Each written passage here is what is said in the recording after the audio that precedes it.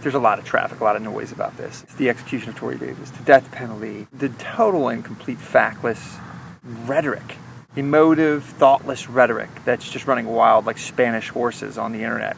And I just got to throw my hat in the ring. I just got done watching a ridiculous video by Healthy Addict, who I like and enjoy her videos, but pure emotive. And Litham Way had another video like that. The left hates the death penalty. And the reason that the left hates the death penalty is because the left is predominantly morally confused. They always want to throw their lot in with the perpetrator of the crime rather than the victim of the crime. This is just a perpetual problem with the left, over and over and over again. And these are the same people that will refer to innocent unborn children as clumps of cells. They always pick the wrong side. With the death penalty, this is just more in the line of a pattern that happens with the left. They oppose something.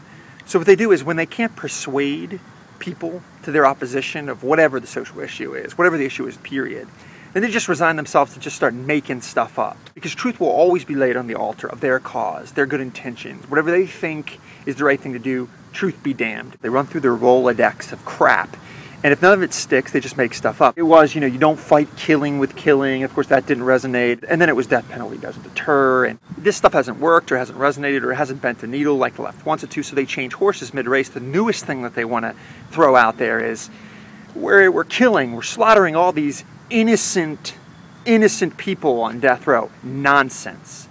A pure, unadulterated lie. Take the case of Tory Davis.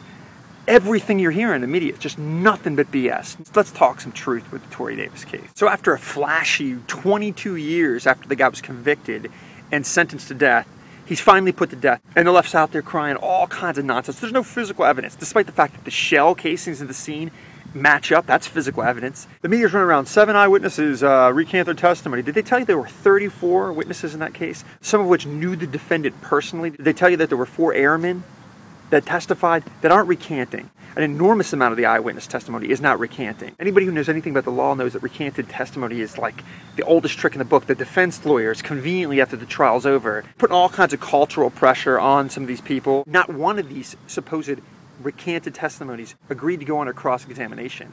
And why? Because Tory Davis would not allow them to. That should cause for some alarm bells to ring and somebody pursuing the truth. This information is just an aberration to the media. Only 2 recanters recanted anything of any substance to the trial.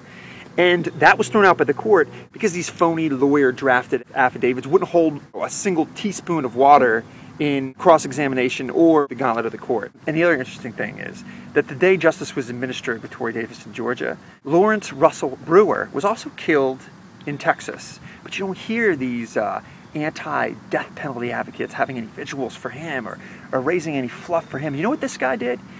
This monster tied an innocent black man to his truck and drug him until the guy's head was decapitated. This is the guy that was properly put to death in Texas. Notice he's not the one who's illuminated in their little quest to save murderers from the justice that they're due. No, only the black guy who shoots the cop is the one that you hear about. It makes me utterly sick how these anti-death penalty advocates dress themselves up into moral superiority. Nonsense. Not only is it not immoral to sentence murderers to death, it is the moral position.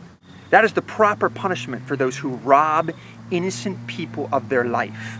That's a biblically sound argument for all you Christians who are going to come at me for this. There's a Jewish saying, those who are merciful to the cruel will be cruel to the merciful, cruel to the innocent. That is what is wrong with the left. That is what is wrong with this debate. These people are morally backwards. I side with the victim of the crime, not the perpetrator of the crime. And I have no embarrassment for that. And don't allow anybody to make you feel like you're some sort of bloodthirsty monster because you expect justice to be administered in your country.